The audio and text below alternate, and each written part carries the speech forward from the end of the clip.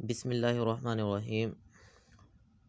Students, आज हम बात करेंगे मिसलेनियस एक्सरसाइज 11 MCQs हैं, हम इनको सोल्व करते हैं। तो क्वेश्चंस को पढ़ते कहता है 4 possible answers are given for the following questions, tick the correct answer. तो हमें जो करेक्ट आंसर है उसको हमें क्या करना है, टिक करना है। क्लियर। तो यहाँ हम बात करते हैं, सबसे पहले MCQs है, कहता है 4 centimetre long chord subtended a central angle of 60 degree, the radial segment of this circle is. एक सर्कल है जिसका कॉर्ड 4 सेंटीमीटर है। तो यहाँ मैंने एक फिगर ड्रा किया, मेरे पास क्या है, ये एक सर्कल है जिसका सेंटर हमारे पास क्या आ गया, ये हमारे पास उसका सेंटर आ गया O। तो हमें क्या करना है, हमें गिवन है कि उसका जो कॉर्ड है, ये जो मैंने AB ड्रा किया है, ये 4 सेंटीमीटर है। अब इसके ऑपोजिट जो सेंटर पे एंगल बन रहा है वो 60 डिग्री है। तो मैंने यहाँ क्या कर लिया, एक ट्रायंगल ड्रा कर लिया। ठीक है। अब क्योंकि ट्रायंगल का एक एंगल 60 डिग्री है, इस साइड ए बी के ऑपोजिट 60 है, बाकी दोनों हमारे पास ओ ए और ओ बी ये रेडियस हैं, तो इनके ऑपोजिट एंगल्स भी क्या होने, इक्वल होने हैं। तो ये हमारे पास एक ट्रायंगल बन गई जो कि इक्विलेटरल ट्रायंगल है, जिसकी तीनों साइड्स बराबर हैं। इसका मतलब ये हुआ ओ ए ओ बी और ओ सी हमारे पास क्या है, इक्वल साइड्स हैं। और इक्वल साइड्स के जो ऑपोजिट एंगल्स होते हैं वो भी क्या होते हैं, इक्वल होते हैं। नंबर 1। नंबर 2, अब अगर ये वाला एंगल 60 डिग्री का है तो ये एंगल भी 60 डिग्री का हुआ, और ये वाला एंगल भी कितने डिग्री का हुआ, ये भी 60 डिग्री का हुआ। तो हमसे ये पूछा गया है the radial segment of this circle, इस सर्कल का रेडियल सेगमेंट क्या होगा। क्योंकि हमने कहा कि जो ट्रायंगल यहाँ बनी है ये एक इक्विलेटरल ट्रायंगल है, और इक्विलेटरल ट्रायंगल के तीनों एंगल्स होते हैं 60 डिग्री के। और ये इक्विलेटर हुई कैसे, क्योंकि ए बी के ऑपोजिट 60 डिग्री का है। अब ये दोनों एंगल्स हमारे पास दोनों साइड्स इक्वल है, ओ ए और ओ बी भी क्या है, इक्वल साइड्स है। और इक्वल साइड्स के जो ऑपोजिट एंगल्स होते हैं वो भी इक्वल होते हैं, क्योंकि यहाँ ये दोनों इक्वल हैं। तो अब अगर 60 का ये है तो बाकी दो एंगल्स का सम कितना होगा, 120, और वो 60 क्योंकि इक्वल साइड्स हैं तो वो भी 60 होने हैं। अब जब तीनों एंगल 60 के हैं तो ट्रायंगल इक्विलेटरल ट्रायंगल, और इक्विलेटरल ट्रायंगल्स की तीनों साइड्स बराबर होती हैं। तो जितनी ए बी है उतनी ओ ए और ओ बी भी उतना ही होगा। तो हमें उसने ए बी बताया 4 सेंटीमीटर, तो यहाँ से ये आया कि जो ओ ए या ओ बी जिसको वो कह रहा है रेडियल सेगमेंट, वो हमारे पास कितना हो जाएगा, वो 4 हो जाएगा। तो हम इसको क्या करते हैं, टिक कर लेते हैं। अब नेक्स्ट देखिएगा, कहता है the length of a chord and the radial segment of a circle are congruent. अगर लेंथ ऑफ ये जो कॉर्ड है आपके पास, जैसे यहाँ मैंने बी सी ड्रॉ किया हुआ, ठीक है, अगर लेंथ ऑफ कॉर्ड और रेडियल सेगमेंट यानी कि रेडियस जो होगा ओ ए ओ बी या ओ सी, अगर ये बराबर हैं तो वो कहता है हमसे हमें क्या फाइंड करना, are congruent the central angle made by the chord will be. तो कॉर्ड की वजह से जो सेंटर पे एंगल बनेगा। अब देखिए उसने खुद कह दिया कि रेडियल सेगमेंट और कॉर्ड बराबर हैं, तो इसका मतलब ये तीनों साइड्स बराबर हैं, तो ट्रायंगल बन गई इक्विलेटरल ट्रायंगल। और इक्विलेटरल ट्रायंगल के जो एंगल्स होते हैं वो 60 डिग्रीज के होते हैं। तो हमारे पास आंसर आ गया 60 डिग्री। उसके बाद नेक्स्ट MCQs की तरफ आते, कहता out of two congruent arcs of a circle, if one arcs are make a central angle of 30 degree, then the other arc will be subtended the central angle of। अब देखिए दो circles हैं या दो आर्क्स हैं जो दोनों congruent arcs हैं। अब कॉन्ग्रुएंट आर्क की वजह से जो सेंटर पर एंगल बनता है, ठीक है, क्योंकि आर्क कॉन्ग्रुएंट है तो दोनों की वजह से बनने वाले एंगल्स भी क्या होंगे, कॉन्ग्रुएंट होंगे। अब एक आर्क की वजह से 30 का बन रहा है तो दूसरी आर्क की वजह से भी क्या होगा, 30 डिग्री का एंगल ही बनेगा हमारे पास। नेक्स्ट MCQ है हमारे पास, कहता है an arc subtended a centre angle of 40 degree.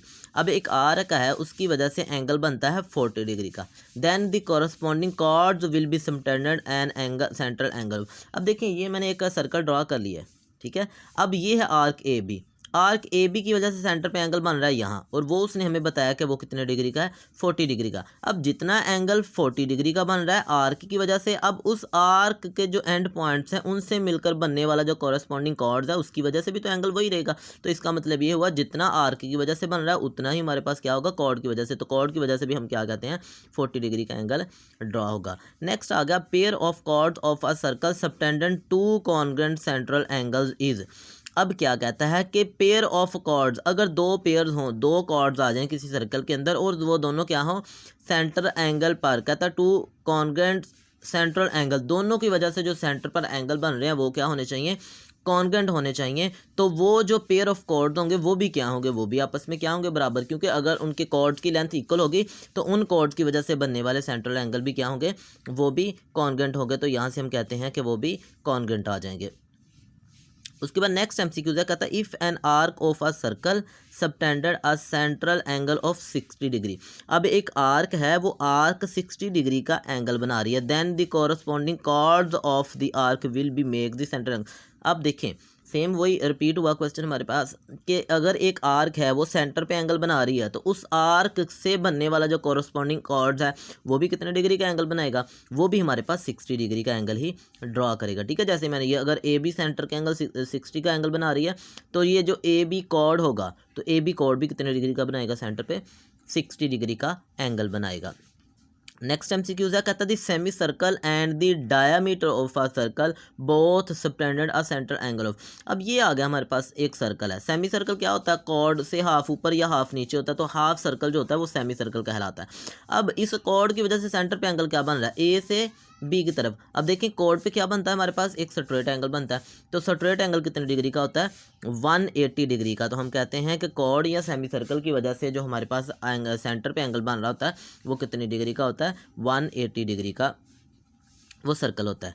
Next आ गया, कहता है the chord the length of a circle, the chord length of a circle subtended a central angle of 180 degree is always. अब कहता है वो वाला कॉर्ड जो सेंटर पर एंगल बना रहा होता है, अब उस कॉर्ड की लेंथ होती कितनी है, less than the radial segment यानी कि रेडियस से कम होती है, equal to the radial segment यानी कि रेडियस के बराबर होती है, double of the radial segment या रेडियल सेगमेंट का डबल। अब देखिए यहाँ से ओ से बी तक ये है रेडियल सेगमेंट, ओ से ए तक ये है रेडियल सेगमेंट, लेकिन ए से बी तक क्या है, ये भी हमारे पास डायमीटर कहलाता है। अब जो डायमीटर है वो 2 रेडियल सेगमेंट के बराबर है, तो इसका मतलब हम कहते हैं double of the radial segment. तो जो डायमीटर होता है, लेंथ ऑफ द डायमीटर, वो हमारे पास क्या होती है, वो हमारे पास होती है double of the radial segment. Next MCQs है, if a chord of a circle subtended a central angle of 60 degree. अगर एक कॉर्ड है वो 60 डिग्री का एंगल बना रहा है, then the length of the chord and the radial segment. अब देखिए हम पहले एमसीक्यूज के अंदर बात कर चुके थे, हमने कहा था कि अगर सेंटर पर 60 डिग्री का एंगल बन रहा है, यानी कि 60 डिग्री का बन रहा है, तो इसका मतलब ये होगा जो कॉर्ड होगा और जो उसका रेडियल सेगमेंट होगा वो आपस में क्या होने, इक्वल, क्योंकि वो इक्विलेटरल ट्रायंगल बना रहे हैं, तो तीनों साइड्स बराबर हैं, तो 2 साइडें उसकी रेडियल सेगमेंट होती हैं और तीसरी साइड उसका कॉर्ड होती है, तो तीनों साइड्स आपस में क्या होती हैं, कॉन्ग्रेंट होती हैं। तो यहाँ से हम कहते हैं कि जो रेडियल सेगमेंट और कॉर्ड होता है वो कॉन्ग्रेंट होते हैं, कब, जब सेंटर पे बनने वाला एंगल 60 डिग्री का होता है।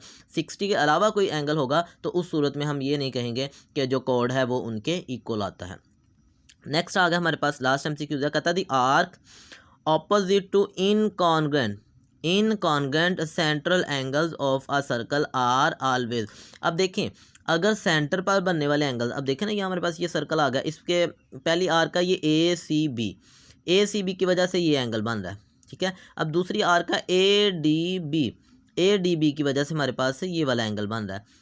अब क्योंकि ये दोनों एंगल्स इनकॉन्ग्रेंट हैं, दोनों आपस में कॉन्ग्रेंट नहीं हैं, तो इनकी जो ऑपोजिट आर्क्स हैं, जैसे इस एंगल के साथ ये वाली आर्क आ रही और इस एंगल के ये वाली आर्क आ रही है ए सी बी, तो ए सी बी और ए डी बी ये दोनों आपस में कॉन्ग्रेंट नहीं है, इक्वल नहीं है, तो हम कहते हैं कि अगर एंगल्स इन और कॉन्ग्रेंट होंगे तो उनकी जो ऑपोजिट आर्क्स होंगी वो भी क्या होंगी, हमारे पास इनकॉन्ग्रेंट होंगी।